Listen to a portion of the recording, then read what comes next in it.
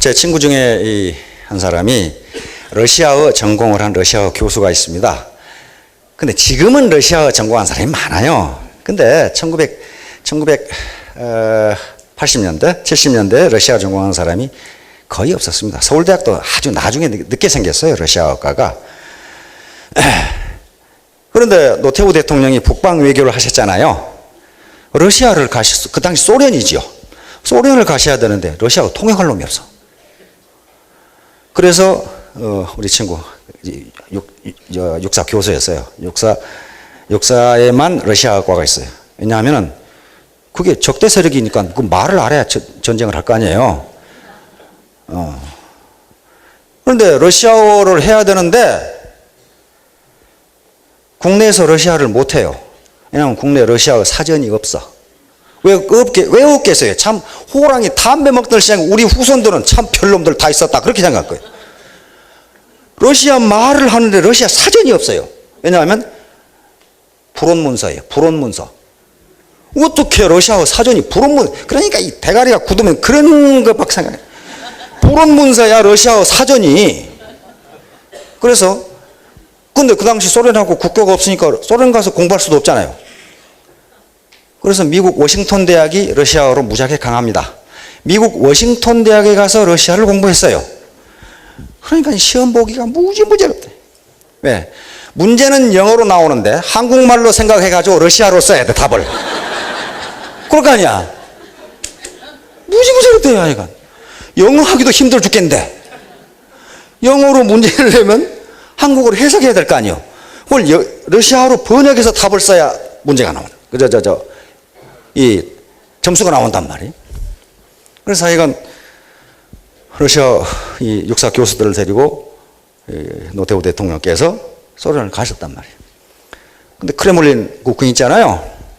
그리고 이제 이 각하하고 이제 그 고위 관료들은 크레물린 회의로 들어가고 그다음에 그 영빈관 거기에 묵고 그다음에 이제 나머지 수행원들은 러시아의 그 1급 호텔, 모스크바의 1급 호텔에 이제 묵는 거예요. 그런데 이 친구 하는 얘기가 거기 지금 달러로 가지고 갔으니까 러시아 모스크바에서 돈을 쓰려면은 루블화로 바꿔야 된단 말이에요. 카운터에서 루블화를 바꿔주는데 이 친구 하는 얘기는 카운터에 있는 아가씨가 자기는 평생 그렇게 돈을 느리게 세는 사람은 처음 봤다는 거예요. 어떻게 하루 종일 몇 장 되지만 그거 왜 그러겠어요? 그거 빨리 센다고 자기 소득하고 아무 관계도 없어요. 그렇잖아요. 그러니까 어떻게 그렇게 돈을 느리게 세는지. 그래가지고 이제 호텔 방에 들어가는데 복도에 불이 안 켜져. 복도에 전기가 가가지고 불이 안 켜져. 그래서 카운터에 아가씨밖에 없으니까 이 불이 안 켜진다고 그러니까 아가씨가 하는 소리가 그건 내 담당이 아니라 이거야. 그걸 담당한 놈이 따로 있다 이거지. 그래가지고 또 어떻게 수소문을 해서 담당한 놈을 찾아 불을 켰더니 방에 들어가니까 물이 안 나와. 샤워물이 안 나와. 그리고 또 카운터에 얘기했더니 그것을 담당한 놈이 따로 있다 이거야. 그거 왜 그러겠어요? 그거 하든 말든 항상 임금이 똑같아. 누구든지 다 똑같으니까 지가 그것을 해야 할 이유가 없는 거예요. 그리고 이제 배가 고파서 호텔 식당에 밥을 먹으러 갔더니 전부 다 줄을 길게 서 있는 거예요. 아니 근데 우리 한국 사람들이 보니까 식당 저쪽에 자리가 많이 남아 있는데 어째서 줄을 저렇게 서 있는 거고 그 심부름하는 웨이터한테 물었답니다. 아니 저기 자리가 많이 남아 있는데 왜 기다리고 있냐 그랬더니 저 자리는 이미 예약된 자리라. 예약된 자리.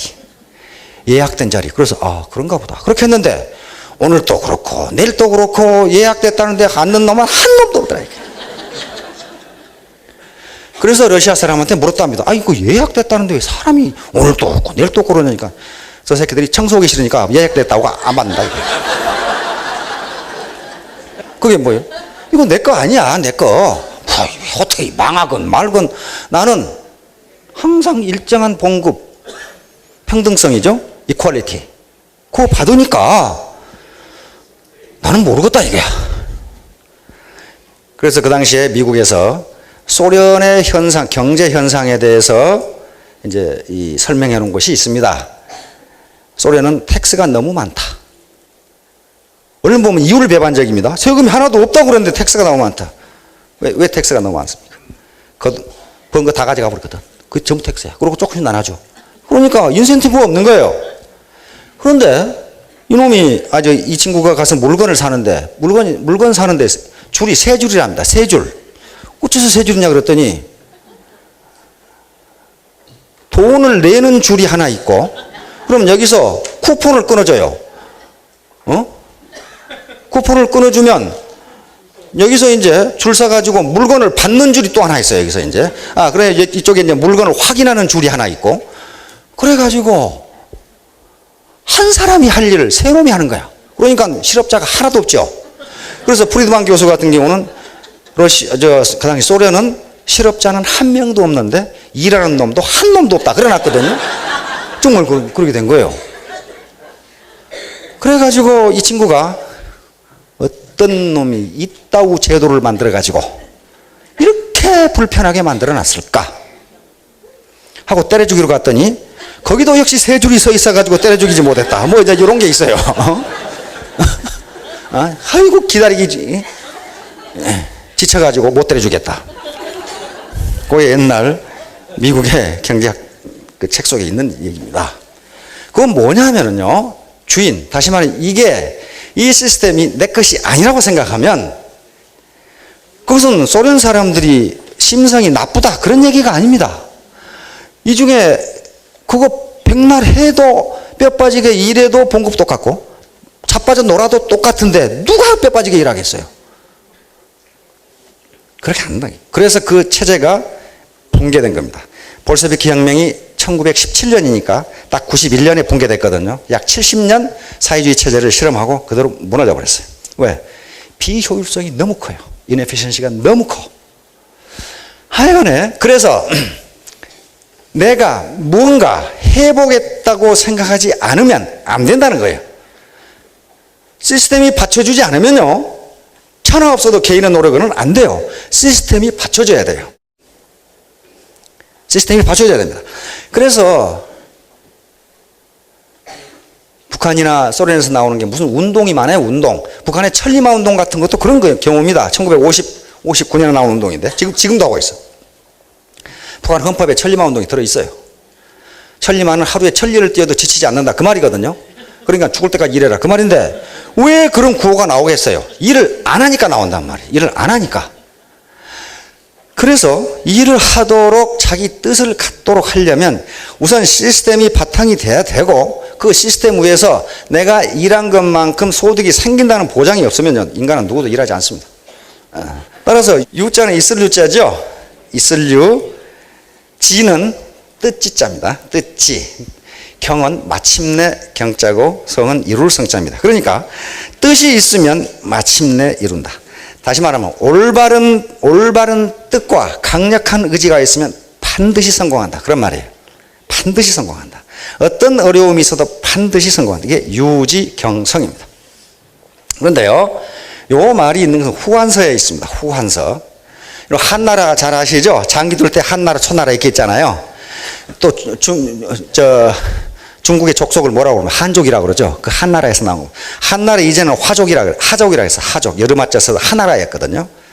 그런데 한나라가 이 한무제 때 그 명성을 떨치다가 한무제 때부터 나라가 골병들기 시작합니다. 통상 일반적으로요, 한 왕조가 건설돼서 300년이면 딱 망하면 좋습니다. 중국의 역사를 보면요, 딱 300년 이상 가는 나라가 없어요. 전부 망해요, 그때. 진시황은 15년밖에 안 갔어요. 15년 만에 망해버렸거든. 수나라, 그건 2대, 수문제, 수양제, 아들 때 망해버리죠. 불과 한 30여 년, 36년, 37년, 그 정도밖에 안 가요. 왜 그러냐면요, 어떤 가장 큰 모순이 경제적 모순이에요. 다시 말하면 빈익빈 부익부가 형성됩니다. 특권층이 형성되면 백성들의 땅을 다 뺏어요. 그래서 자기만 잘 살아. 그럼 어떻게 됩니까? 온갖 때 도적이 날뛰면서 거기에 도적 두목이 하나 나타나면 그 사람을 중심으로 소위 역성혁명, 마리 역성혁명이 쿠데타가 일어나서 전 왕조를 몰아내고 새 왕조가 들어섭니다. 새 왕조가 들어서면 그 사람들은 왜 전 왕조가 망했는지를 아니까 땅을 전부 다 백성에게 골고루 나눠줘요. 골고루 나눠줘. 그래서 한 100년간 태평성대를 이룹니다. 그러다가 새로운 권력층이 뭐가 됩니까? 기득권층이 돼요. 기득권층이 돼서 다시 뺏기 시작해요. 뺏기 시작하면 이제 100년간 원성이 쌓이기 시작해. 그래서 한 100년간 전투를 벌여. 반란군하고 정부군하고. 그러면 그때 망해. 요 사이클이에요. 그러니까 사실 조선왕조도 임진왜란때 망했어야 옳아요. 500년이나 간다는 건 지금 희한한 거야 이거. 그때 안 망했기 때문에 일본에게 망한 거예요. 그때 망했으면 국내에서 정권 교체가 된단 말이에요. 그런데 안 망하고 비실거리고 있다 보니까 일본에게 망해버린 거죠. 하여간에 요 한나라가 이 한무제 때 골뱅이들이 시작합니다. 맨날 전쟁만 하고 땅 뺏고 이러다 보니까 전쟁을 하면 공신들이 많아져요. 그렇죠? 공신들이 땅을 갖게 되고 권력을 갖게 되고 그 다음에 이 가장 아주 암적 존재가 친인척입니다. 친인척들이 전부 지방에서 토 세력으로 권력을 잡아요. 그래가지고 중앙에 말을 안 들어. 중앙에 말을 안 들어. 그래서 성제 때 나라가 망해버려요. 친척 중에 한 사람, 왕망이라는 사람이 한나라를 때려놓고 신이라는 나라를 세우죠. 신나라를 세웁니다. 참 우리말로 하면 괜찮아지요, 신나라. 그런데 이것도 친인척 중에 한 사람이기 때문에 또 원래 유씨 집안이죠. 한나라가 유방이 세웠으니까 유씨 집안 세력들이 역시 각 지방에 뭐로 있습니까? 토로 있단 말이에요. 토로 있으니까 왕씨는 왕비 후손들입니다. 왕비가 왕씨였어 그 당시. 그러니까 그 외척들이 전부 다 지방의 실권을 장악해가지고 중앙정부를 때려엎고 왕씨가 왕이 된 거란 말이에요. 그러니까 유씨들을 때렸습니다. 유씨는 뿔딱 나죠. 그래서 유씨 중에 유수라는 사람이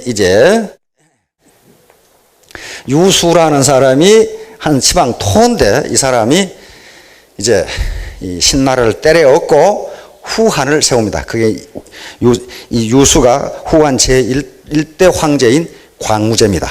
근데 이때 이 밑에 경엄이라고 하는 장수가 있었어요.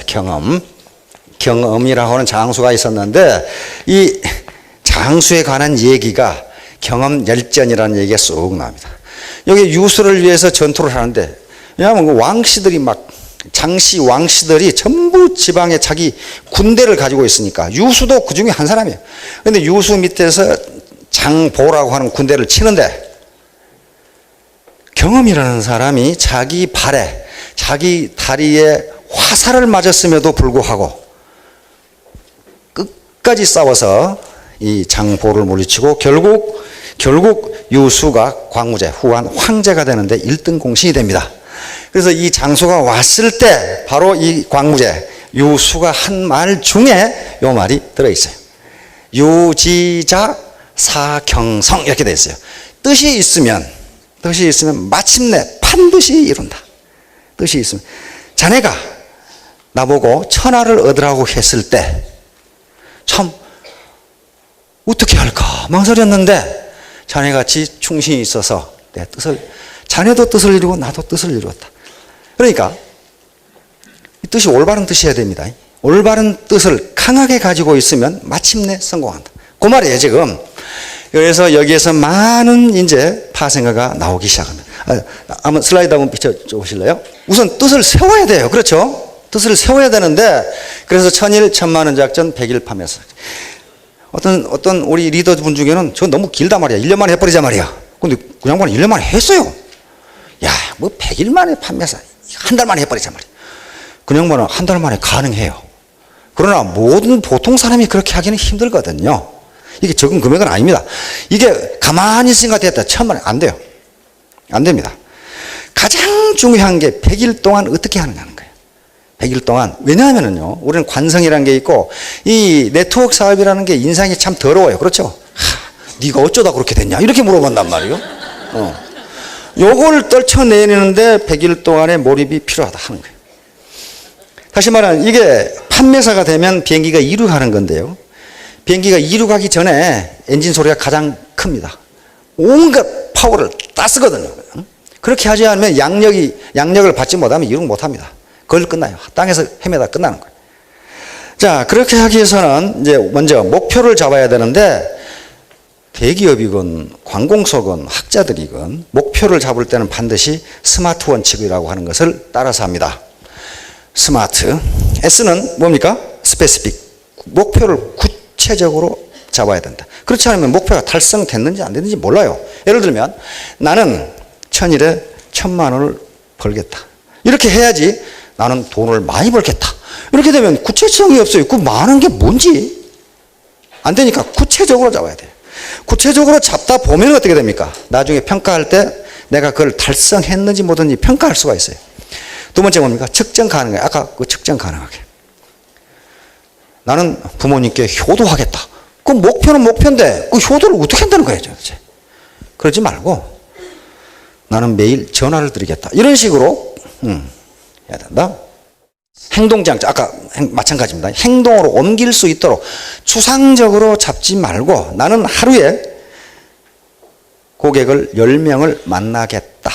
이렇게 해서 실제로 해야지 목표만 잡아가지고는 안 된다. 현실성 있게. 너무 크게 잡으면 안 된다. 너무 달성 불가능한 걸 잡아놓으면 안 돼요. 안 됩니다. 그리고 또 너무 낮게 잡아도 안 된다. 학자들의 연구에 의하면 이렇게 되죠. 이게 이런 식으로 이게 목표의 난이도고 목표의 성취 정도입니다. 목표가 너무 난이도가 낮으면 그 노력 안 해도 되니까 일을 안 타라 그 말이에요. 중간 정도 됐을 때 가장 일을 열심히 하고 또 달성도도 가장 높더라. 너무 목표가 높으면은 해봐야 안 되니까 안 하더라 그러면. 그래서 자기가 최선을 다했을 때 달성할 수 있는 목표, 그게 최선이라고 합니다. 최적이라고 그러는데 그 정도가 어느 정도인지는 개인마다 다르니까 구체적으로 얼마라고 얘기할 수가 없어요. 그래서 누구나 할 수 있는 목표 이렇게 잡은 겁니다. 그 다음에 시간 제약적. 언제까지 하겠다. 이게 시간 제약이 없으면 도대체 내가 한 건지 안 건지 알 수가 없어요. 시간 언제까지 이 목표를 달성하겠다. 그래서 잡은 게 1,000일 1,000만 원, 그 다음에 100일 판매사 작전입니다. 그래서 이제 이걸 하려면은 우선 기본적으로 우리 인간이 갖춰야 될 게 사업자 또는 개인이건 누구 공부를 하는 학생이건 학자건 간에 반드시 쿨헤드가 있습니다. 냉철한 이성. 다시 말하면 지식이 있어야 돼요, 지식이. 지식이라는 게 무슨 고도한 무슨 철학적 지식이 아니고 이 사업을 하려면은 뭔가 알아야 될 거란 말이에요. 냉철한 이성. 다시 말하면 이게 옳은 사업이냐, 합법적인 것이냐, 이 제품은 경쟁력이 있는 것이냐, 이게 허풍이 아니냐 하는 것을 자기가 판단해야지 회사 입장에서는 그렇다고 얘기하는데 내가 판단해 보니까 어떤데 냉철한 머리로 판단을 해봐야 되고, 두 번째 이것보다 더 중요한 게 웜하트입니다. 따뜻한 가슴. 나 혼자 잘 먹고 잘 살겠다. 그게 아니고 같이 더불어 잘 살겠다. 그렇게 되면 자기가 성공해요. 나 혼자 잘 먹고 잘 살겠다. 그건 성공 못합니다. 왜? 이건 네트워크니까, 휴먼 네트워크, 인간 그물망으로 구성되어 있기 때문에 나 혼자 뛴다고 해서 되는 일이 아닙니다. 되는 일이 아니에요. 그래서 이것이 보람 있는 일인가? 내가 하는 일이 옳은 일인가? 내가 지금 이 화장품을 쓰는데 이걸 내 딸에게 권장해도 나는 하등의 양심의 가책이 없을 것인가를 생각해야 된다. 자, 세 번째가 부지런한 손발이에요. 머리로 생각하고 가슴으로 느끼고 손발로 뛰어야 되지 가만히 있어가지고 맨날 분석만 해가지고 되지를 않아요. 맨날 분석. 자, 요것을 갖추고 이제 자기가 머리로 판단하고 따뜻한 가슴을 가지고 더불어 살겠다는 따뜻한 가슴을 가지고 부지런히 손발을 놀리지 말고 근면하게 활동을 하면은 분명히 저 목표를 달성할 수 있을 것이다. 그렇게 생각합니다. 예, 유지경성이 나오죠. 자, 이루고자 하는 뜻이 있는 사람은 반드시 성공한다. 뜻이 있는 곳에 길이 있다. 이것은 영어 이 격언에 얘기 있죠. Where there is a will, there is a way. 뜻이 있는 곳에 길이 있다. 뜻을 잡지 않으면, 아까 스마트 원칙에 대해서 목표, 이게 타겟입니다. 이것을 세우지 않으면 그 길이 없어요. 길이 없어. 자, 후한 광무제, 이 후한서의 경험열전, 유수 광무제, 아까 그 얘기를 했습니다. 그래서 요 유지경성이란 말이 나왔는데 다음 슬라이드 보시죠. 이제 만절필통이라는 말이 있습니다. 이것도 똑같은 개념인데요. 이것도 필통이에요. 필통. 일만만자 깎을 절 또는 자를 절 꺾을 절 그렇게 됩니다. 반드시 필 동력동. 그러니까 1만 번 꺾여져도 반드시 동으로 간다. 이 말이 무슨 말이냐면요. 공자님이 그 수제자 중에 한 사람인 자공을 데리고 아마 황하강가에 가셨는 모양입니다. 그러니까 황하강을 스승이 보고 있으니까 자공이란 제자가 선생님, 군자가 저렇게 큰 물을 보면 무슨 생각을 해야 됩니까? 꼭 봐야 됩니까? 그러니까 봐야 된다. 여기 물을 보고 이제 공자님이 황하강, 우리 문명이 황하 문명이죠? 황하강이 꾸불탕하게 만 번을 꺾여져도 결국은 동으로 간다. 다시 말하면 인생살이가 엎어지고 넘어지고 실패하고 싸우고 화해하고 갈등하고 그러지만은 그 뜻이 바른 사람은 반드시 자기 목표를 이룬다. 그 말이에요 지금. 그 말입니다. 만 번을 엎어지고 꺾어지고 해도 초지일관 자기 뜻을 가지고 있는 사람은 반드시 동해. 중국 입장 동해고 우리 입장에서는 거의 뭡니까? 우리 황해로 간다. 왜냐하면 중국의 땅이 서고 동점이다. 서쪽은 높고 동쪽은 낮으니까 아무리 구불동 해도 이건 이쪽으로 나가게 돼 있어요. 그래서 이것은 두 가지 뜻이 있습니다. 원래 일이 뜻만 확고하다면 그 뜻대로 반드시 이루어진다. 이거 필이라고 그러니까 반드시 이루어진다. 그 다음에 충신의 마음이죠. 충신의 결계는 꺾을 수 없다. 다시 말하면 충신을 자기 자신에 대한 걸로 한번 바꿔보십시오. 내 절개는, 내 결심은 그 누구도 꺾을 수 없다. 그러면 반드시 이루어진다. 지금 그런 얘기예요. 지금 반드시 이루어진다. 그래서 물에서부터 많은 얘기를 합니다. 자, 요건 순자, 유자편에 맹자, 순자 있죠? 순자나 맹자나 탁월한 공자의 제자입니다. 물론 공자가 직접 안 가르쳤어요. 왜? 300년 뒤의 사람들이니까 공자의 제자예요. 이런 사람들인데 순자하고 맹자하고는 전혀 다릅니다. 맹자는 성선설이라고 들어보셨죠? 인간의 본성은 원래 착하다. 성악설은 인간의 본성은 원래 악하다. 그런데 정반대네. 반대가 아닙니다. 반대가 아니고요. 똑같아요. 무슨 말이냐면은 맹자는, 그러니까 인간은 교육을 잘 시켜야 된다는 결론을 얻기 위해서 둘 다 그렇게 한 거예요. 맹자는 원래 인간의 본성은 선한데 세상 만사에 찌들다 보니 악해졌다. 그러니까 교육을 통해서 다시 선하게 만들자.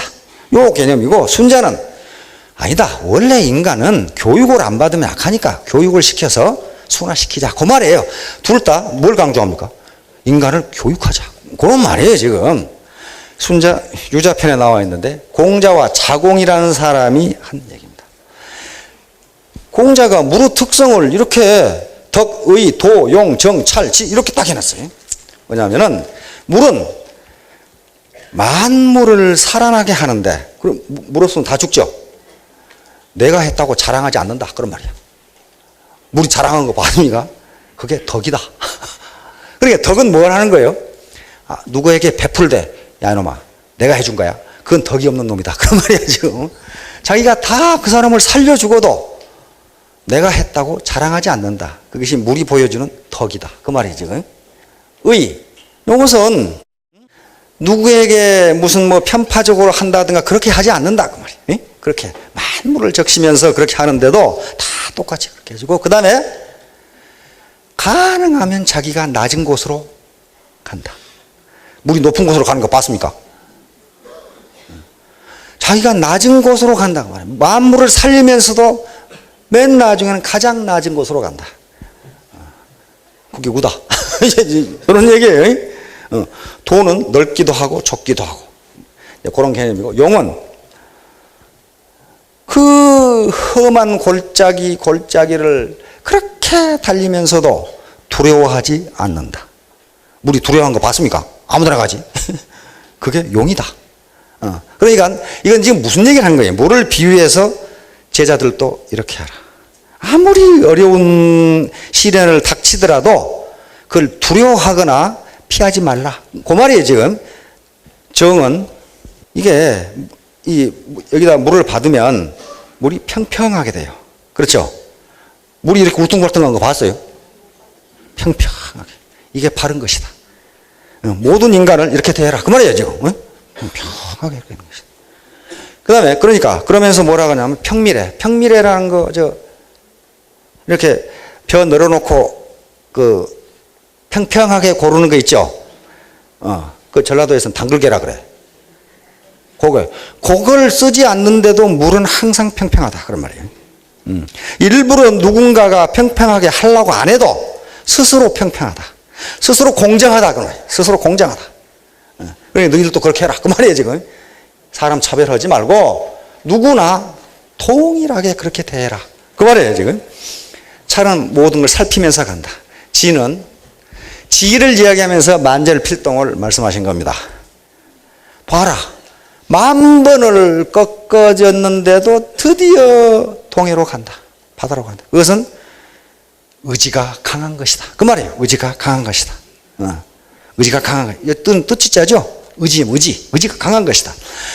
그러니까 뭘 하든 의지가 강하면 중간에 실패하고 넘어지고 엎어지고 수모를 당하고 그러지만은 결국은 성공한다. 이게 만절필동입니다. 자, 다음. 자, 수인사대천명. 이것은요, 삼국지에 나오는 얘기입니다. 삼국지 다 만화로 보셨나? 삼국지 중에 가장 유명한 전투가 적벽대전입니다. 우리 판소리에 적벽가 있죠? 요거예요, 적벽가. 요것은 아까 말씀드렸던 한나라가 망하면서 헌제 때 이제 군웅이 일어나기 시작하는데 위나라의 조조, 총나라의 유비, 오나라의 손건이 천하 3분을 해가지고 그 중에 가장 강한 세력이 조조입니다. 조조가 지금 이 사천성에 지금 사천성 있는 데가 유비고 지금 양자강 남쪽 양자강 유역이 오나라입니다. 그러니까 조조는 지금 중원에가 있으니까 지금 예를 들면 북경 그 근처가 있으니까 이쪽을 친다는 것은 중국 천하를 휩쓸어 보겠다는 거거든요. 그러면 만약에 조조 세력이 그 당시 무지무지 컸기 때문에 송공과 유비가 손을 잡지 않으면 두 나라가 다 멸망하게 생기는 그런 지경이에요, 지금. 근데 삼국지하고 삼국지연의는 다릅니다. 삼국지는 정사고 삼국지연의는 명나라 때 나간중이라는 사람이 소설로 쓰는 거예요. 근데 우리가 인식하고 있기로는 삼국지연의를 생각하는데 사실은 그것은 소설이고 정사는 삼국지입니다. 삼국지. 진수라는 사람이 쓴 삼국지인데 나간중에 삼국지 연의에는 조조의 군대가 100만이었다 이렇게 돼 있어요. 그리고 손권과 유비의 군대가 10만이었다.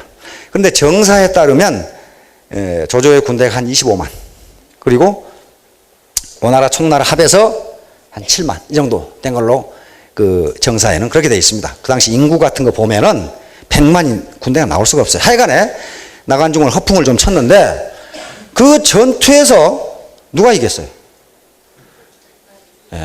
총나라 오나라 연합군이 조조의 대군을 격파합니다. 이게 적벽이라는 것은 양자강 남쪽이에요. 양자강 남쪽에 그 해전에서 조조군을 격파합니다. 그래서 거기서 조조의 남진이 멈춘 거예요. 안 그랬으면 두 나라 거기서 동시에 망해버리는 거거든요. 그런데 그때 제갈량 아시죠? 유비의 군사예요. 그러니까 지금 같으면 아주 특급 군사 참모죠. 군사가 제갈량이 틀림없이 조조가 패가지고 달아날 것이니까 이쪽으로 달아나니까 그 화용도입니다. 여기서 조조를 죽이라 이렇게 했어요. 그래서 관우의 군대가 도망가는 조조의 군대를 화용도에서 포위합니다. 포위하는데 관우가 조조를 죽일 수 있는 찬스에 어떻게 합니까? 살려줘요. 안 죽입니다. 왜냐하면 관우가 조조에게 은혜를 입은 적이 있거든요. 그 은혜를 갚기 위해서 안 죽여요. 그 조조가 살아서 도망갑니다. 조조를 죽이라고 그랬는데 군사가 안 죽이고 돌아왔어요. 그러면 군법에 의해서 어떻게 됩니까? 처형을 해야 됩니다. 관우를 처형해야 돼요. 근데 욥이 관우 장비는 어떻게 했어요? 돈 결의에 의해서 형제가 됐단 말이에요. 욥이가 혼비백산을 해가지고 제발 좀 살려주라 이거야. 한 번만 용서해주라 이게. 관우가 죽으면 어때요? 5장군 중에 하나 목이 날아나는 건 아니에요. 그냥 이걸 그냥 자르려고 그러는데 임금이 못 자르게 하니 그것도 하겠어요. 그러면서 제갈량이 욥이 유현덕에게 이야기합니다. 제가 천문을 보니 조조가 죽을 때가 아닙니다. 그래서 관우에게 이 기회에 은혜를 갚으라고 보낸 겁니다. 사람의 죽고 살고 죽음은 하늘에 달렸는데 내가 할 일을 다 하고 나머지는 하늘에 맡겨야 됩니다. 아직 조조는 죽을 때가 아닙니다. 이렇게 말했단 말이에요. 그게 수인사 대천명이에요. 사람으로서 할 일을 다 하고 요놈이 죽든지 살든지는 하늘이 알아서 할 일이다. 그래서 요게 이제 사람의 할 일을 다 하고 하늘의 뜻을 기다린다 이렇게 된 거예요. 그런데 나중에 시대가 지나면서 수보다 더 강력한 아주 굉장히 능동적인 수를 진으로 바뀐 겁니다. 다할진으로. 다할진자죠? 예. 다할진자입니다. 이게 진으로 바꿔서 사람의 할 일을 다하고 하늘의 명을 기다려라. 그 말이거든요. 다시 말하면 이건 부자가 되려면, 성공을 하려면 자기가 할 일을 다하고 운이 뭐 어쩌고 그렇게 따지지 말라 그 말이에요. 할 일을 다하고 시스템, 경제법칙, 자연법칙 등이 운이 되게 없어가지고 안 되면 그건 할 수 없지 않냐 그 말이에요 지금. 그럼 어떡하냐는 말이에요. 그러나 운이라는 것도 움직인다고 돼 있어요.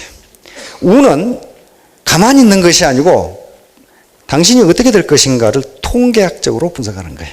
통계학적으로. 미국에 그 학문이 굉장히 발전되어 있습니다. 미국에 그 엄청난 큰 회사가 있죠. 회사 이름이 갑자기 생각 안 나는데 어마어마하게 큰 회사. 콜롬비아 대학에 그 대학원이 있어요. 자, 다음. 저런 나간 중. 그다음에 미국에도 저런 격언 있죠. 하늘은 스스로 돕는 자를 돕는다. Heaven helps those who have themselves. 근데 요거 가지고 이제 맞느니 틀리느니 시비를 하면 안 됩니다. 왜냐하면 이건 고사성어라는 것은 그때 이런 말이 있었고 이런 사실이 있다. 이걸 가르쳐 주는 거예요. 그것이지 이걸 형이상학적으로 분석해 가지고 맞느냐 틀리냐를 분석하고 있으면 그건 번지수가 틀린 겁니다. 이건 제갈량이 이런 말을 했고 이런 상황에서 공자가 이런 말을 했고 유수가 이런 말을 했다. 그러면 우리는 거기서 무슨 교훈을 얻느냐 요 문제지. 이걸 그냥 맞냐 틀냐를 따지고 있으면 뭐하고 똑같냐 하면 전화번호 통계낸 놈하고 똑같아요. 전화번호 통계 분석해가지고 뭐 할 거예요 그걸. 전화번호 평균이 7249번이다. 그게 무슨 의미가 있어요? 아무 의미가 없어요. 그래서 이것은 최선을 다하라는, 열정적으로 일하라는, 자기 의지를 가지라는, 분발하라는 그런 교훈을 주는 것이지 사실관계, 이것이 진리냐 아니냐를 따지는 그런 문제가 아닙니다. 오케이. 자, 사필귀정이라 이거 똑같아요. 일사자 반드시 필자. 한자는요 동일한 자가 반대의 의미를 동시에 갖습니다. 돌아올 귀도 되고 돌아갈 귀도 돼요. 그러니까 그런 자가 많습니다. 하나 거의 대부분 다 그래. 그러니까 발을정 요 사는 천하만사입니다. 천하의 만사 모든 일은 반드시 그 말이죠. 반드시 돌아간다. 어디로? 바른 곳으로. 그러니까 처음에는 거짓말하고 속이고 꼼수 두고 하면 이기는 것 같다 그 말이에요. 소득이 많은 것 같다. 나중에 보면 그럼 어떻게 돼 있어요? 패가 망신하게 있어요. 바로 펀드한 사람들이 그런 사람들이. 그러니까 바른 길, 정의 또는 정당한 그런 것을 안 하고 어떤 술수를 쓰면은 처음에는 잘 된 것 같은데 반드시 세상 만사는 바른 곳으로 돌아가게 돼 있다. 바른 뜻을 가지고 끝까지 하면 성공한다. 자, 사필귀정과 동일한 말이 무지무지 많습니다. 무지무지 많다는 것은 저게 통한다는 얘기예요. 그렇죠? 저게 통한다는 얘기. 처음에 뭐였습니까? 사불범정. 사는 사악할 사자입니다. 사악하고 못된 것은 범정, 올바른 것을 범할 수 없다. 그 말이에요. 그러니까 올바른 것이 이긴다. 그 말이거든. 올바른 것이 이긴다. 바르게 하면 이긴다. 그 다음에 인과응보. 이건 뿌린 대로 거둔다. 그 말이에요. 뿌린 대로 거둔다. 그러면 또 나오죠. 종두, 득두. 콩 심은데 콩 난다. 콩을 심으면 콩을 얻는다. 콩 심은데 콩 나고 팥 심은데 팥 난다. 종과 득과. 오이 심으면 오이 얻는다. 그 말이에요. 그러니까 과자는 오이 과자입니다. 오이 과자. 오이 심으면 오이 얻고 콩 심으면 콩 얻고 그러는 거지. 아무것도 안 심어놓고 뭘 얻으려고 한다거나 콩 심어놓고 팥을 얻으려고 한다거나 이건 자연법칙에 어긋난다. 그런 말. 자기가 땀을 흘리지 않고 뭔가를 얻으려고 하는 것은 그건 안 된다. 그런 얘기입니다. 그게 사필귀정과 똑같은 얘기예요. 이런 말이 많다는 것은 우리 조상들이 이런 경험을 했다는 거예요. 지금 이렇게 했다는 거예요. 자, 다음. 자, 이것은 서양 학문에서 소위 심리학 그리고 교육학에서 말하는 이미 과학적으로 증명된 사실입니다. 소위 피그말리온 효과, 자기충족적 예언이라고 하는 건데요. 사이프러스 섬에 피그말리온이라고 하는 조각가가 살고 있었는데 이 조각가는 여자들을 싫어했어요.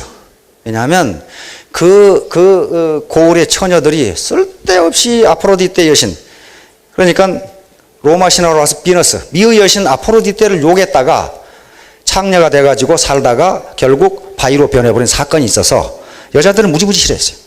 그런데 자기가 조각을 해놓고 봐도 아이고 이 여자가 너무 이쁘거든. 그러니까 소원을 빌었어요. 이런 여자가 내 마누라가 됐으면 얼마나 좋을까. 얼마나 좋을까. 그랬는데 그렇게 깊이 원하다 보니까 그 여자가 사람으로 변했다. 그 얘기예요. 바로 아프로디테 여신이 그렇게 만들어준 거예요. 그 아가씨 이름이 갈라테이아입니다. 자, 요 신화는 뭘 의미하냐면요. 인간이 간절하게 원하면 그 뜻이 이루어진다. 그런 말이에요. 그 뜻이 이루어진다. 상아로 만들었거든요. 이 무생물인 상아로 조각을 만든 것이 인간이 됐으면 좋겠다고 간절하게 원하면 그것이 인간이 될 정도로 인간의 뜻은 강력하다. 간절히 원하면 이루어진다. 자, 그래서 이게 과연 되는가 하는 걸 증명을 해야 될 거 아니야. 서양의 과학은요, 증명이 안 되면요, 그건 그대로 끝나요. 자, 그래서 하버드 대학 사회심리학 교수인 로버트 머튼이라는 아주 유명한 심리학 교수가 있는데 이 양반이 자기충족적 예언이라는 이론을 발표를 했습니다. 다시 말하면 인간은 자기가 기대한 대로 이루어진다. 이런 말이에요. 근데 하버드 대학 교수가 무슨 점쟁이도 아니고 헛소리 한 게 아니란 말이에요. 실험을 한 거예요. 실험. 그런데 자기가 기대한 대로 이루어진다. 그 말은요, 그 기대한 것이 맞거나 틀리거나 관계가 없다는 거예요. 예를 들면 나는 우리 남편과 행복한 결혼 생활을 할 것이다 라고 기대하면 그렇게 된다는 겁니다. 그 책에 그렇게 써져 있어요. 한 여인이 나는 남편과 이혼할지도 몰라. 그러면 반드시 이혼한다는 겁니다. 반드시. 그렇게 돼 있어요. 그런데 이것은 개인과 집단에 모두 성립한다. 이래놨어요. 한 집단이 우리 회사는 잘 될 거야. 그 사원들이. 그러면 그 회사 잘 된다는 거예요. 그런데 이거 언제 망하나? 그럼 망한다는 거예요. 그러면. 왜? 그 객관적 사실과는 관계없이 인간이 기대한 대로 그대로 이루어진다. 그 얘기예요. 자, 그래서 피그말리온 효과로 나타납니다. 아까 피그말리온 설명을 했죠. 이제 또 하버드 대학 심리학 교수입니다. 로버트 로젠탈 박사와 초등학교 교장 선생님인 르노 제이콥슨 여사가 과연 저게 로버트 머튼 교수가 발표한 자기 충족적 예언이 실험적으로 증명이 되는가 하는 걸 실험하는 거예요. 요 제이콥슨 여사가 교장 선생님으로 있었는데 샌프란시스코 한 초등학교 600 650명을 대상으로 1학년 중간까지 실험을 했습니다. 어떤 실험을 했냐면요. 그러니까 지금 로젠탈 박사와 제이콥슨 여사가 실험을 하고 있다는 사실을 선생님이나 학생들은 전혀 모르는 거예요. 두 사람만 알아. 실험을 하고 있다는 사실을. 그래서 어떻게 했냐면은 선생님들하고 학생들에게 지능검사를 하는데 장차 성적이 매우 향상되고 뛰어난 영재가 누구인가를 찾아내기 위한 지능검사를 한다. 그래서 지능검사를 했어요. 선생님도 학생도 다 그렇게 생각했어요. 그러놓고는 그 중에 20%를 아무렇게나 골랐어요. 요 바람 날리기로 해가지고 아무렇게나 골랐어 그냥. 그래가지고 선생님한테 그걸 통보했어요. 요 애들이 장차 영재가 될 것이다. 그래서 통보해. 그러니까 그건 지능검사하고는 아무 상관도 없어요. 그렇게 아무렇게나 그냥 골라가지고 통보를 했어요. 그래가지고 8개월 뒤에 정말 얘들이 어떻게 변했는가를 테스트를 했어요. 똑같은 지능검사 시험지로 또 했어요. 그런데 아주 두 학자는 놀래 자빠질 뻔했어요. 아무렇게나 골라서 보낸 20%가 성적이 확 올라가 버린 거예요. 그래서 놀래가지고 이것을 피그말리온 효과라고 붙였습니다. 그러니까 전에는 선생님으로부터 전혀 주목을 못 받던 애가 선생님이 마음속으로 말은 않는 겁니다. 이놈 지금 엉터리인 게 아마 잠재력이 늦게 개발되는가 보다. 이런 식으로 생각해가지고 교육 방법을 바꾸더라는 거예요. 이놈들이 확 올라가버려요. 그 20%가. 그런데 거기서 발견된 하나의 사실은 불우한 집의 어린이일수록 학년이 낮은 어린이일수록 성적이 더 빨리 향상하는 거예요. 불우한 집의 어린이가 그렇게 됐다는 것은 지금까지 아무 관심도 못 받았는데 아니 뚜다지 않게 선생님이 관심을 보이거든. 거기다가 초등학교 낮은 학년은 어떻습니까? 자기에 대한 아직 고정관념이 형성되기 전이에요. 전인데 이놈 장차 커서 영재가 된다는데 그게 전달된 거예요. 그러니까 이거 이렇게 돼가지고 성적이 팍 올라가 버려요. 자, 그래서 바로 자기 충족적 애언을 피그말리온 효과로 증명을 했습니다. 또 실험을 하려고 한 것이 아니라 우연히 뭐가 잘못돼가지고 예를 들면 영국에서 그렇습니다. 영국에서 여기가 우수반이고 열등반이에요. 우수반, 열등반. 거기도 무슨 성적별로 가른가 봐요, 반을. 근데 이 컴퓨터로 성적을 집어넣는 선생이 그걸 거꾸로 해버렸어요. 이거 우수반인데 여기를 열등반 이래놓고 열등반인데 우수반 그래놨어요. 그리고 자기가 그렇게 집어넣은 걸 몰랐어. 그러니까 선생님들은 어떻게 알겠어요? 선생님들은 이거 사실은 우수반인데 이놈들은 열등반. 열등반인데 이놈들은 우수반. 이렇게 된 거예요 이제. 근데 이 사람이 6개월 뒤에 자기가 컴퓨터 입력을 잘못했는데 그때서 알았어. 근데 6개월 뒤에 보니까 여기가 열등반이 돼버렸어요. 여기가 우수반이 돼버려. 잘못 입력한 거예요 지금. 잘못 입력했는데 그렇게 돼버렸어요. 깜짝 놀래가지고. 그러니까 여기가 사실은 우수반인데 들어오는 선생님마다 열등반이라고 생각하고 쥐어받거나 야씨가 그것도 몰라. 너 같은 놈이 그렇지 뭐. 이러고 보니까 정말 그렇게 돼버린 거예요. 여기는 사실은 열등반인데 내가 교육 방법이 틀렸나? 뭐 이런 식으로 생각하는 거예요.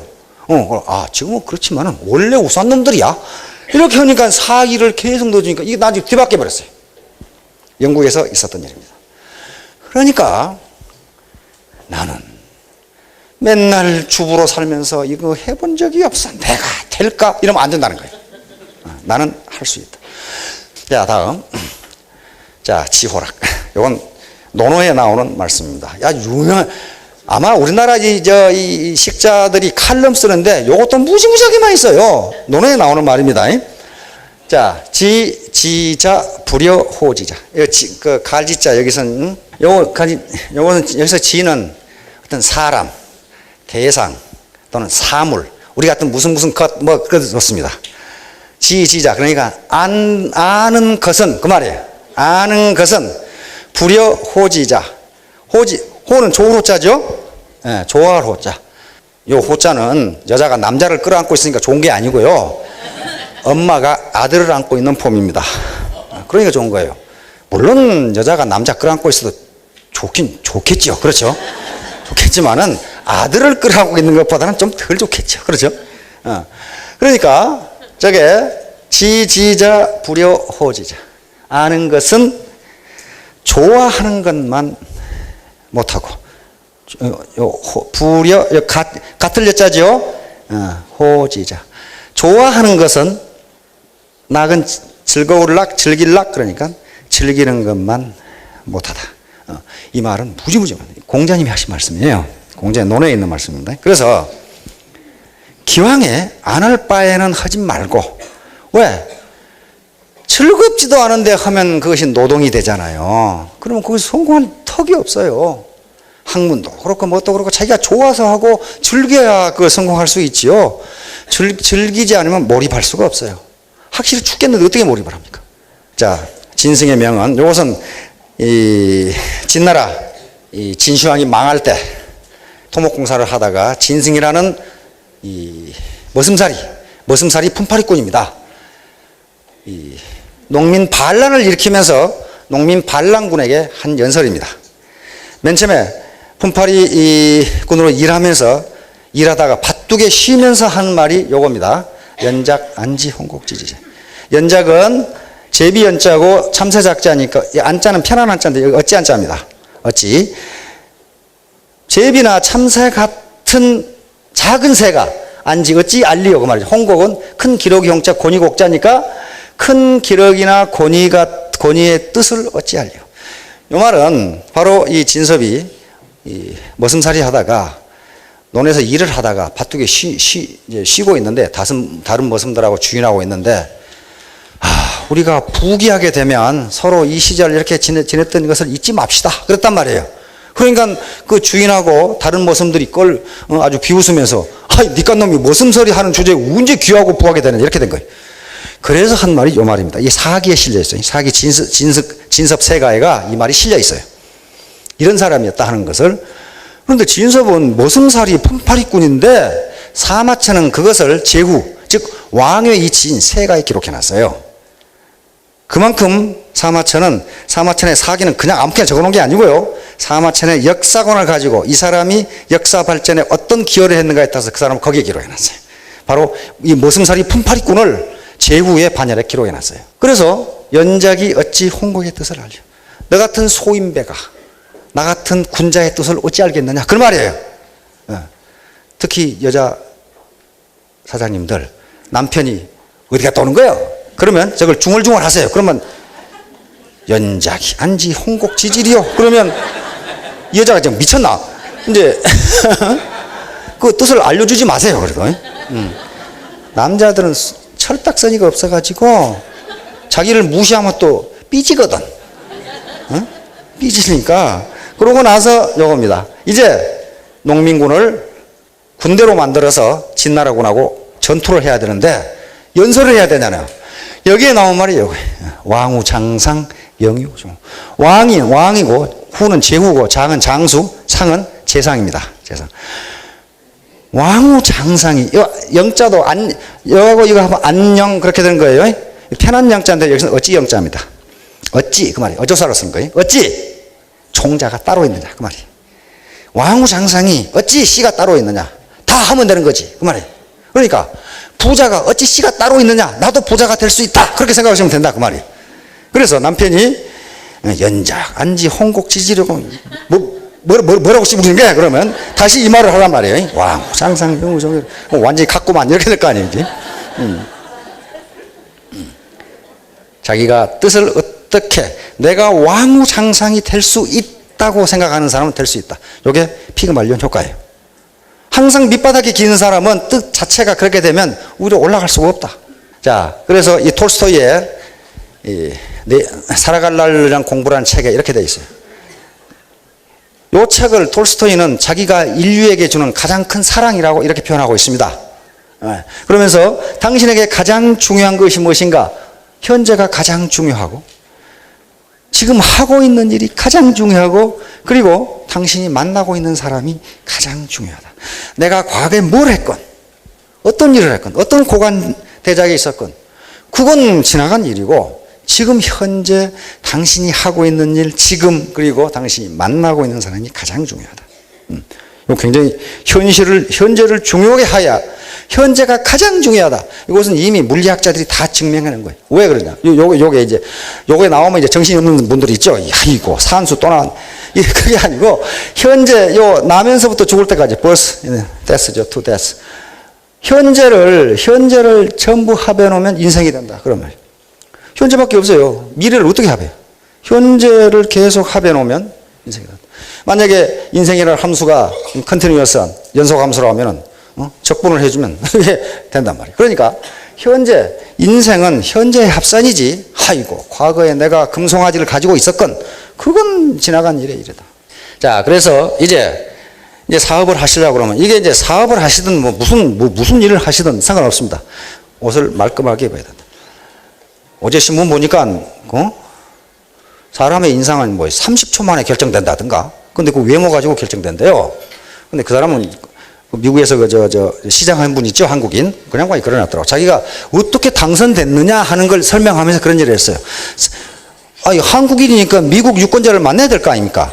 근데 그 사람에게 자기 인상을 심는데 30초 이상 걸리지가 않는다. 30초 동안에 그 사람에게 유권자에게 호감을 주지 못하면 안 된대요. 근데 사실 그렇습니다. 세일즈의 학자들이 연구한 바에 의하면 세일즈의 성공할 확률의 80%는 외모라고 그렇게 돼 있어요. 외모. 최근에 하버드 대학에서 이거 실험을 했죠. 여학생들을 놔두고, 여자들을 놔두고 실험을 한 게 뭐냐면은, 쑥 여자들이 있으면 화장을 하나도 안 한 사람, 조금 한 사람, 조금 더 한 사람, 완전하게 한 사람, 이렇게 놔두고 하버드 대학 대학생들에게 쑥 보라고 해놓고 누가 가장 능력 있어 보이느냐를 점수로 매기는 거예요. 그런데 화장을 가장 많이 한 사람이 가장 능력 있다고 평가를 받았어요. 그리고 화장을 하나도 안 한 사람은 아주 무능하다고 평가를 받았어요. 무능하다고. 그게 첫인상이에요. 첫인상입니다. 근데 그것은 선악을 따질 문제가 아니에요. 그렇게 느낀다는 거예요, 인간이. 그렇게 느끼는 걸 어떡할 거냐, 그 말이에요. 그것도 무슨 허접한 학교가 아니고 하버드 대학에서 하버드 대학 대학생들이 그렇게 평가했어요. 그러니까 드레스업이라는 것은 무슨 좋은 옷을 입어라, 또 비싼 옷을 입어라, 그런 게 아닙니다. 비싼 옷 입었는데 참 코디 안 맞으면 못 봐주죠. 그건 참 못 봐줘요. 클린업, 몸과 마음, 환경을 깨끗이 하자. 이게 지저분한 사람들이었어요. 온갖 부채 달려가지고 있고 이렇게 하면은 요 두 개가 되면요 쇼업 할 수 있습니다. 얼굴을 보여야 돼요. 이게 얼굴을 보면서 하는 커뮤니케이션은 바디랭귀지로 전부 전달되기 때문에 말만 가지고, 절대로 말로 전화해가지고 상대방을 설득한다는 것은요 거의 불가능합니다. 거의 불가능해요. 자, 그 다음에 샤럽, 말 너무 하지 마세요. 자기 말만 떠버리고 말 잘하는 사람은요 대부분 상대방이 느끼기를 사기꾼으로 느낀다고 그래요. 이 새끼 사기 되게 잘 치네, 이렇게 느낀다고 그래요. 그래서 말을 들어주는 것이 상대방을 설득하는 60%라고 되어 있습니다. 실컷 떠들고 나오면은 뭐하러 왔죠? 이렇게 물어본다는 거예요, 나중에. 자기 다 떠들었거든, 이제. 그런데 자기 말을, 이 사람이 누군가 지금 하소연을 해야 되는데 하소연을 들어주지 않고 앞에서 떠들면은요, 이걸 듣는 게 아니고 내가 무슨 말을 할 것인가를 생각한대요. 내가 이 여자한테 무슨 말을 할 것인가를. 그러니까 아무 소용이 없다는 거예요. 그래서 샤럽이라는 것은 말 너무 하지 마라. 그다음 페이업, 빚지지 마라. 빚져가지고, 빚도 이 습관이니까 절대로 빚지지 마세요. 자기 이 소득 범위 내에서 해야 됩니다. 취업, 이 기운과 용기, 이게 다 퍼져 있으면 안 돼요. 그 다음에 네버 기브업, 절대 포기하지 마라. 아까 만절필동이라고 했듯이 우여곡절을 걷고 꺾어지고 넘어지고 엎어지고 그러지만은 그 절개가 굳다면은, 의지가 굳다면 반드시 동으로 간다. 반드시 그쪽으로 가게 돼 있다. 자기 뜻대로 이루어지게 돼 있다. 수인사 대천명이라고 그랬죠. 자, 이제 토마스 에디슨. 미국에서 가장 존경받는 사람들이 몇 사람 있습니다. 토마스 에디슨, 벤자민 프랭클린, 또 이 에브라함 링컨. 왜 미국에서 존경을 받느냐 하면요, 환경이 매우 불우했어요. 불우했고 또 머리도 별로 좋지도 않아요, 이 사람들이. 그런데 미국 역사상 불우의 업적을 남겼어요. 그래서 미국의 보통 청소년들이, 일반 청소년들이 굉장히 존경하는 게, 그 사람이 머리도 좋고 가문도 좋고 그랬다 그러면 자기하고는 비교가 안 되니까 존경할 이유가 별로 없어요. 뭐 당연하네, 뭐 그럴 거 아니에요. 그런데 에디슨은 초등학교 몇 개월 다녔어요, 이거? 3개월 다니다 쫓겨났어요. 쓸데없는 걸 물어봤거든. 그러니까 에디슨 어머니를 불러가지고 선생님 목사님이었어요. 내가 평생 이렇게 대가리 나쁜 놈 처음 봤다고 그랬거든요. 무슨 질문 때문에 그랬냐면은 선생님이 물하고 불은 반대다 그랬거든요. 그러니까 에디슨이 손을 번쩍 들더니 물도 뜨겁고 불도 뜨거운데 왜 반대입니까? 이렇게 물어봤단 말이에요. 그건 맞잖아요. 그러니까는 가르쳐 준 것이 아니라, 야, 이렇게 미련한 놈은 처음 봤다, 이렇게 된 거예요. 그런데 그 어머니는 어떻게 했습니까? 선생님이 항의를 했습니다. 우리 애는 미련하지 않다. 반드시 뭔가 해낼 것이다. 에디슨의 자세전 보면 그 대목이 나옵니다. 뭐라고 하냐면, 나는 평생 실망을 시켜들어서는 안 될 분을 갖게 되었다. 이렇게 딱 돼 있어요. 어머니를 실망시키시면 안 된단 말이에요. 지금 어머니가 자기를 그렇게 기대하고 있으니까. 그렇죠? 그래서 계속 어머니 얘기가 가끔 나와요. 우리 훌륭한 어머니. 그때 에디슨이 그런 결심을 안 했으면 이렇게 못하죠. 그렇죠? 머리는 무지하게 나빴어요. 어떻게 전구 만드는데 10,000번을 실패를 합니까? 예? 그런데 어떻게 했습니까? 네버 기브 업. 포기하지 않았어요. 성공을 위한 첫 번째 요건은 당신의 정신적, 육체적 에너지를 당면한 문제에 집중적으로 투입하는 능력을 기르는 것이다. 자기가 그렇게 했어요. 자기가 그렇게 했어. 아무것도 생각을 안 했어요. 발명하는데 집중적으로. 왜냐하면 글 써놓은 것 보면요, 초등학교 3학년짜리가 아닙니다. 어디서 공부했다는 거예요? 도서관에서 했어요. 벤자민 프랭클린도요, 초등학교 졸업 못했어요. 링컨은 자기 어머니 돌아가시고 의붓어머니가 길렀죠. 그런데 그 어머니가 사랑을 쏟아 부어서 길렀어요. 그러니까 가장 존경하는 사람이 자기 의붓어머니였어요. 철로 강한 카네기도 그랬어요. 카네기도 의붓어머니인데 얼마나 용기를 줬던지, 자기 아버지가 새어머니하고 결혼하면서 저 자식 조심해야 된다고. 얼마나 장난이 심하든지 아마 당신은 한 달만 있으면 손들 거라고. 근데 어머니가 듣고 있다. 저희는 그렇지가 않다. 저희는 개성이 있는 거다. 이런 식으로 하는 거예요. 그래서 앤드류 카네기 가장 존경하는 사람이 자기 의붓 어머니였어요. 그래서 그 어머니가 돌아가실 때까지 결혼을 안 했어요. 그렇게 존경을 했어요. 그러니까 그런 분들이 아주 가정이 불우했는데 자기 의지와 노력으로 성공을 했기 때문에 미국 청년들, 미국 국민들이 존경을 하는 거예요. 처음부터 가문이 좋고 부자였다. 그러면 존경할 게 뭐 있어요, 그거. 당연하지, 그거야. 자, 그 다음에 에디슨 현장님. 용기를 내십시오. 나는 사업을 하면서 많은 어려움과 좌절을 맛보았습니다. 뭔가 더 나은 방법이 있습니다. 그걸 찾으세요. 열심히 일하는 걸 대체할 수 있는 건 세상에 없습니다. 쉼없는 노력과 지금에 만족하지 않은 태도야말로 진보의 필수 조건입니다. 뭔가를 포기했을 때가 사실은 성공의 문턱 바로 앞에 있을 때가 많습니다. 실패는 바로 그런 것입니다. 포기하지 마세요. 용감해지세요. 굳건한 신념을 가지고 전진하십시오. 이 말은요, 에디슨이 여러 번 했습니다. 다시 말하면 자기가 이 양반이 특허를 얻은 게 1093개인가 그렇고 미국에서만 그렇습니다. 외국에서 얻은 까지는 수천 개가 됩니다. 그러면서 뭐라고 했냐면은 내가 이렇게 아이디어가 아주 좋아서 이걸 한 게 아니고 가만히 보고 어떤 사람이 실험을 하다가 성공하기 일보 직전에 실패했다고 끝내버리고 말아버린다 그 말이야. 그러면 에디슨은 그걸 얼른 갖다가 자기가 그 다음 실험해가지고 성공했어요. 그 말이에요. 지금 대부분이 그러더라고요. 성공 일보 직전에 와 있는데 그걸 못 참고 실패했다고 끝내버린다. 이제 이 네트워크 사업을 시작하시면 아마 애로사항이 많으실 것으로 그렇게 생각이 됩니다. 그러나 끝까지 포기하지 마시고 큰 성공을 거두시기 바랍니다. 감사합니다.